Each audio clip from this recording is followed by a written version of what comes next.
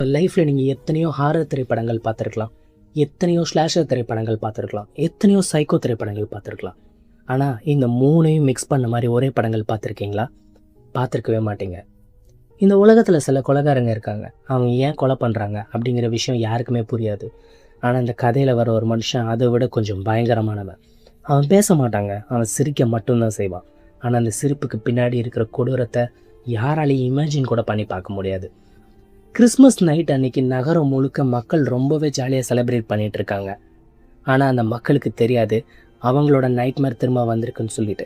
Nightmare அப்படின்னா என்ன? கெட்ட கனவு.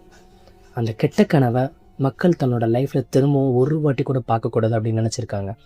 ஆனால் திரும்பவும் அது அவங்களுக்கு அன்றைக்கி கிறிஸ்மஸ் ராத்திரி அதுவுமா அவங்க கண்ணு முன்னாடி வந்து நிற்கிது.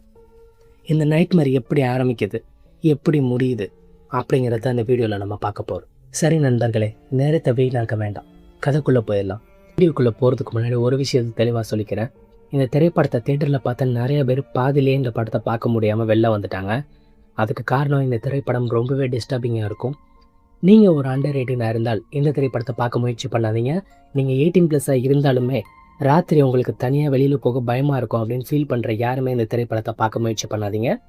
நைட் இந்த வீடியோவை தனியாக பார்க்குறீங்க அப்படின்னா சாமிக்கிட்ட வேண்டிக்கோங்க. இந்த மாதிரி ஒரு கெட்ட கனவு கூட யாருக்குமே உங்கள் லைஃப்பில் வரக்கூடாதுன்னு சொல்லி